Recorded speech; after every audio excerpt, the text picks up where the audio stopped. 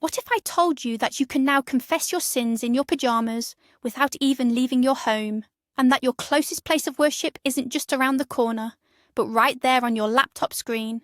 Sounds like science fiction, doesn't it? But this is already our reality. The internet, which has utterly transformed how we work, communicate and entertain ourselves, has now turned its attention to one of humanity's most ancient and conservative domains: religion.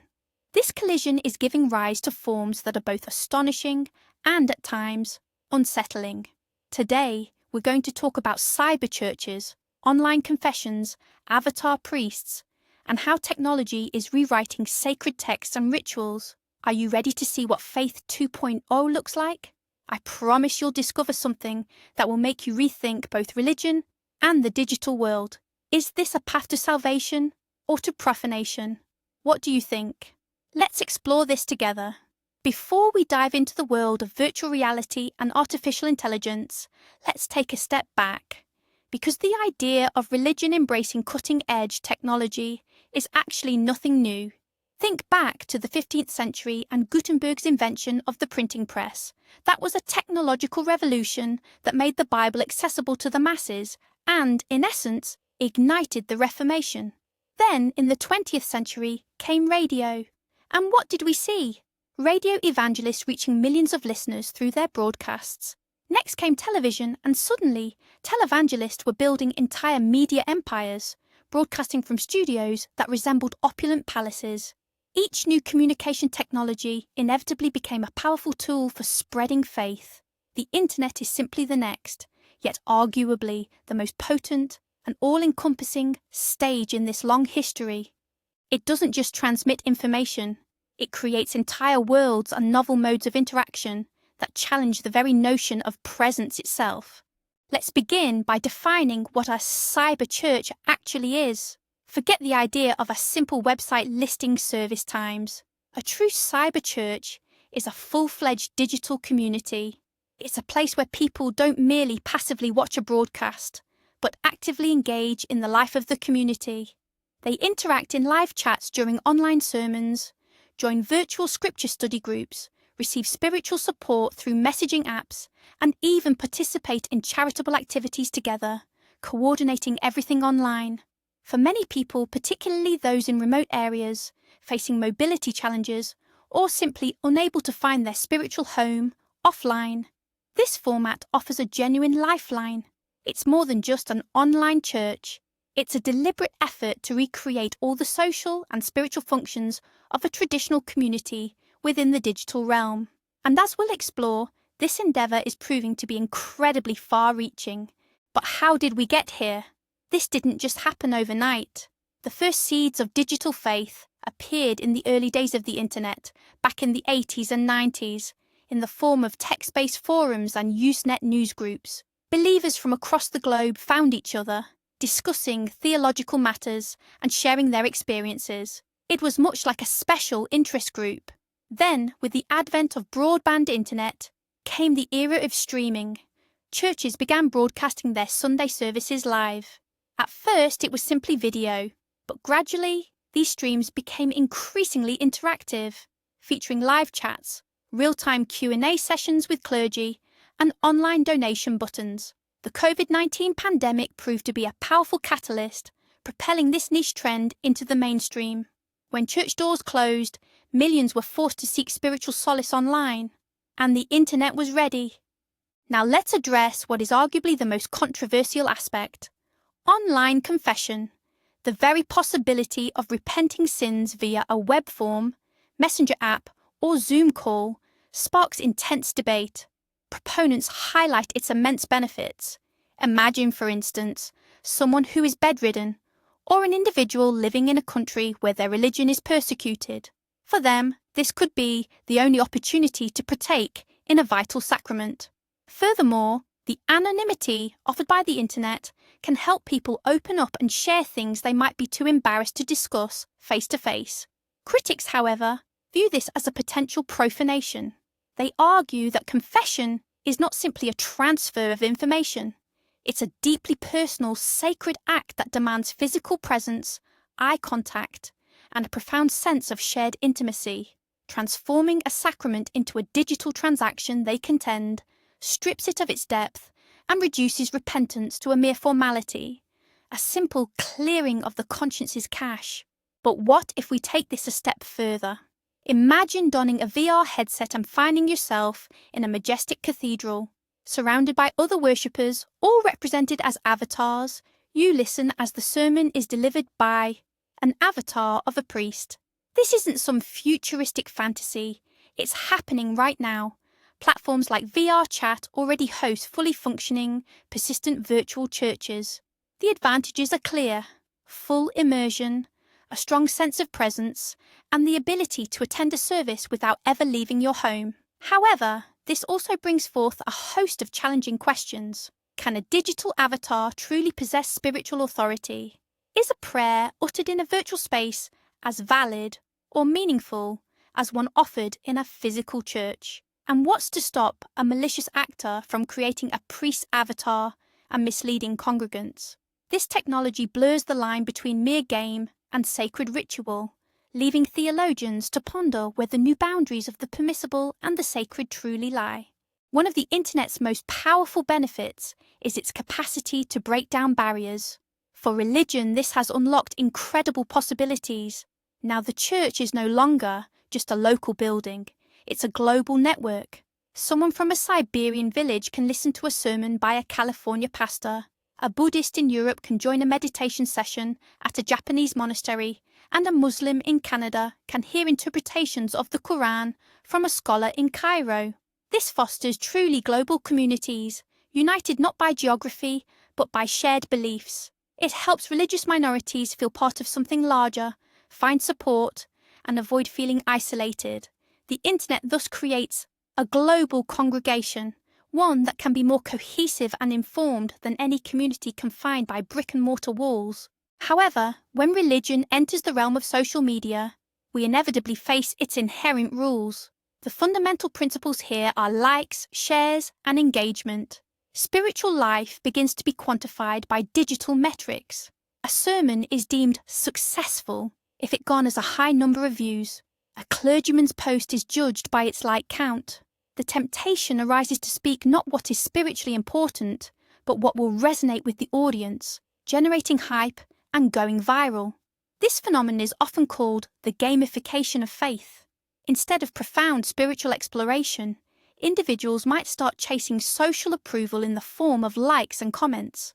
Traditional humility and quiet prayer are ill-suited for a world where everything screams, "Look at me!" It begs the question, is a like from followers subtly replacing the quiet amen whispered in the heart? Let's talk about the sensory experience. Anyone who's stepped inside an ancient temple, mosque, or synagogue knows it's far more than just stone walls. It's a complete sensory experience. The scent of incense or beeswax, the interplay of light through stained glass windows, the cool touch of ancient stone, the acoustics that transform a choir into an angelic chorus, the reassuring brush of a neighbour's shoulder during communal prayer. All of this creates a unique atmosphere that fosters a deep sense of spirituality. Can the digital experience truly replicate this? Even the most advanced VR graphics can't convey scent or the chill of stone. Sound through headphones is no substitute for live acoustics, and avatars around you lack the warmth of human connection. Critics of online religious practice often point to the flat screen problem or insufficient immersion. They argue that by stripping the physical element from religious experience, we risk rendering it superficial, depriving it of the profound depth that emerges from the unity of spirit and body within a sacred space. Another significant challenge we face is the digital divide. While we often highlight the incredible opportunities the internet offers, we tend to forget that access is far from universal.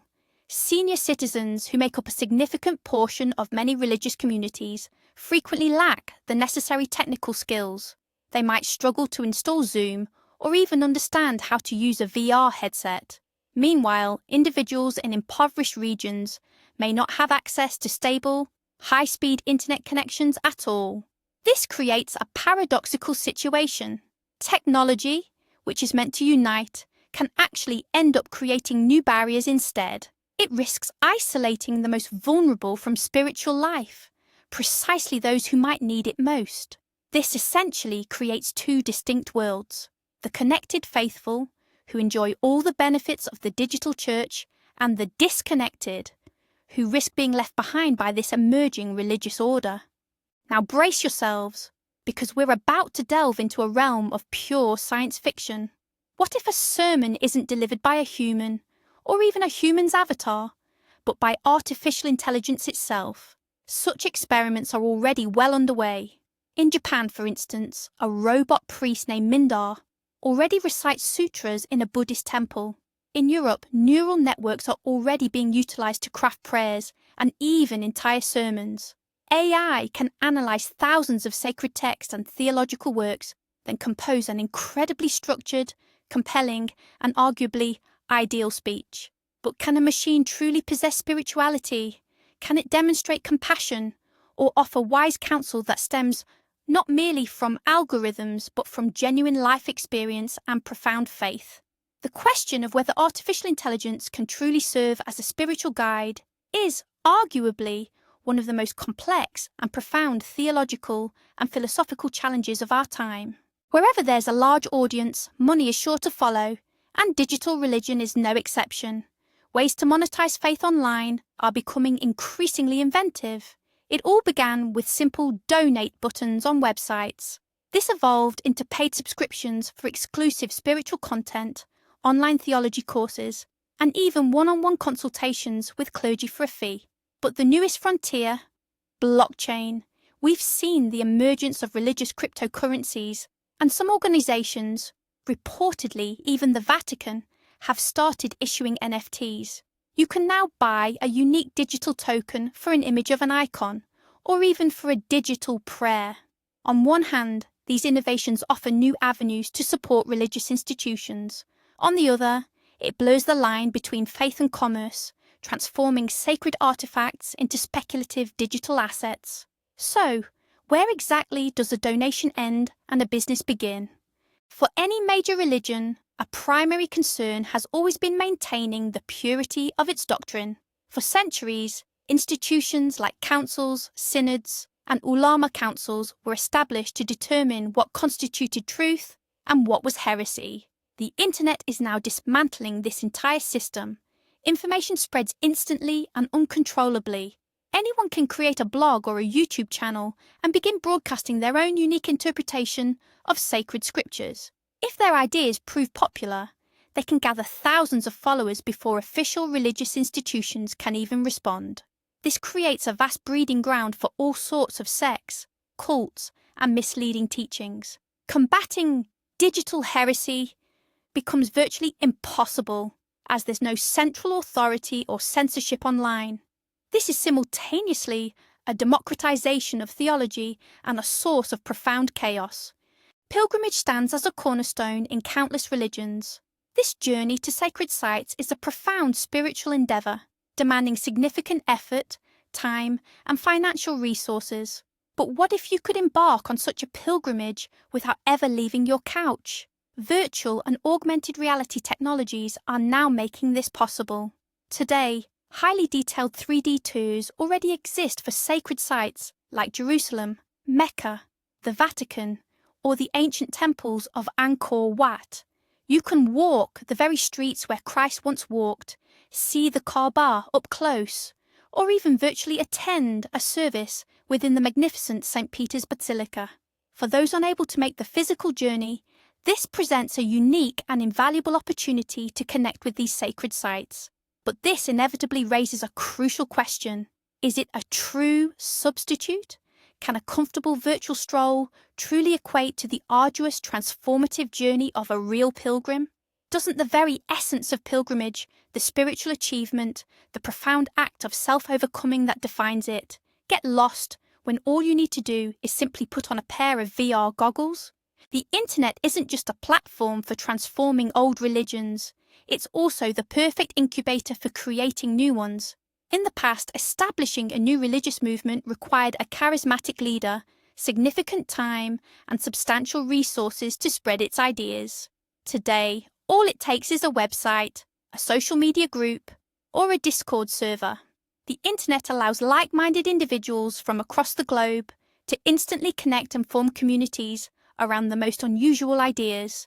This is how techno-religions emerge, worshipping artificial intelligence, or syncretic cults that blend elements of Christianity, Buddhism, and even esotericism from online games.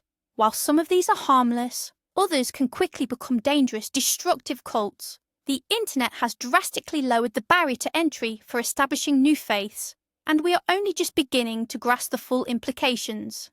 A crucial question is the impact of online religion on mental health. On the one hand, it can be a powerful tool for support. For someone feeling lonely and isolated, an online community can truly become a family, a place where they are heard, understood, and comforted 24/7. It can be an effective antidote to depression and feelings of abandonment. However, there's also a flip side. Excessive immersion in the virtual world can lead to even greater social isolation in real life.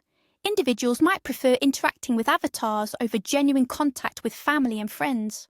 Furthermore, the constant stream of perfect images of spiritual life on social media can trigger feelings of guilt and inadequacy in those who don't experience the same joy or profound connection. It's a fine line between providing genuine support and creating an illusion that ultimately replaces reality. Let's talk about security for a moment. When you confess to a priest in real life, you rely on the sacred seal of confession, an unbreakable rule that guarantees whatever you share will never leave that private conversation. But what happens when you move this sacred act online? When you type your most intimate thoughts and confessions into an online chat or web form, who truly guarantees the security of that highly personal data? Where is it stored? Who else has access to it, beyond the designated priest? Could the servers be breached by hackers? Could the platform itself be collecting your data, perhaps even for targeted advertising? These questions of cybersecurity and privacy in digital religious practices are incredibly urgent and sensitive. Trust is the absolute bedrock of faith, and if that foundation is compromised by a data breach, the consequences could be catastrophic, not just for individuals, but for religious institutions as a whole. If you think VR chats are the cutting edge, then prepare yourself for what's truly on the horizon, the Metaverse. It's the concept of a persistent, shared three-dimensional virtual space where we won't just socialize, but actually live digital lives. And religion, undoubtedly, will find its place there. Imagine not just a virtual temple, but an entire sacred city within the Metaverse, complete with digital monasteries for spiritual instruction, marketplaces selling virtual religious artifacts, and spaces for collective rituals that could feel almost real. The Metaverse could allow for the recreation of biblical events or the lives of saints as immersive, interactive experiences. This opens up boundless opportunities for education and engagement, but also for manipulation. This will be the ultimate convergence of technology and faith, and its ultimate form will be limited only by our imagination. What could blockchain technology, the backbone of cryptocurrencies, possibly have in common with religion? In reality, the connection might be far deeper than it appears. Blockchain is fundamentally a technology for decentralized and transparent data storage. Some thinkers envision it as a model for creating more democratic and equitable religious organizations. Imagine church finances meticulously recorded on a public blockchain, where every member could transparently see exactly where their donations went, or community votes on crucial issues, conducted via smart contracts, ensuring the results are immutable and tamper-proof. This forms the core idea of decentralized faith, where rigid hierarchies are absent and power and accountability are distributed amongst all community members. This presents a radical challenge to the traditional, hierarchical structures found in most global religions, but the core principles of transparency and fairness are undeniably appealing. So what's the reaction from traditional faiths themselves? Responses are quite diverse. Some, particularly Protestant denominations in the US, have enthusiastically embraced new technologies, viewing them as powerful tools for missionary work and engaging younger generations. They're establishing entire online campuses, developing mobile apps, and maintaining active presences on social media. The Catholic Church, however, takes a more cautious stance. While the Pope actively uses Twitter, the Vatican emphasises that online mass broadcasts cannot fully replace personal presence and participation in the sacraments. Orthodox Christianity generally remains even more conservative, though many churches did begin live streaming services during the pandemic. Islam is also grappling with these questions. Online Friday prayers and fatwas delivered via messaging apps are sparking considerable debate among theologians. There's no single consensus, and each faith is navigating its own unique path in this new digital world. To make this less theoretical, let's dive into a real-world example. One of the early pioneers of digital religion was the Anglican Church, specifically within the game Second Life. Back in the mid-2000s, a full-fledged virtual community was already thriving there. They had their own cathedral, regular services, Bible study groups, and even a system for helping newcomers. The priests behind the avatars were actual ordained clergy. This community attracted people from all over the world, many of whom, for various reasons, couldn't or chose not to attend physical churches. This project proved to be a vital experiment, showing that a virtual religious community could be more than just a game. It could offer genuine spiritual support, friendship, and a sense of faith. It demonstrated that the human need for community and spirituality can be fulfilled even within a pixelated world. And finally, perhaps the most provocative question, just how far can digitalization truly go? We've already touched upon online confession, but what about other religious rites? Could we see a digital baptism, where a priest sprinkles holy water onto a webcam? What about an online wedding that's deemed truly valid? Or a funeral service conducted entirely via Zoom? Indeed, some of these things already took place out of necessity during the lockdowns. But could they ever become the norm? These questions cut to the very core of what sacraments and rituals truly mean. What is paramount? The physical act, the tangible elements like water, bread, and wine, or simply the intention and faith of the participants? The answer to this will ultimately determine how far religion can truly merge with the digital world. We might, in fact, be on the cusp of the most significant reform of religious ritual in over 1,000 years. And so, piece by piece, we've watched this quiet yet profound revolution unfold. Artificial intelligence delivering sermons, sacred NFT artifacts sold for cryptocurrency, the sacrament of confession, performed through encrypted chat. Technology, which we've always seen as a tool for work and entertainment, is now becoming a vessel for the most sacred. The key takeaway here is this: the internet isn't killing religion. Instead, it's forcing it to mutate, adapt, and take on forms that, just 20 years ago, would have seemed like heresy or utter madness. It's neither good nor bad. It simply is. This raises incredibly complex questions for every believer and every religious institution about the boundaries of faith, the essence of ritual, and the future of spirituality.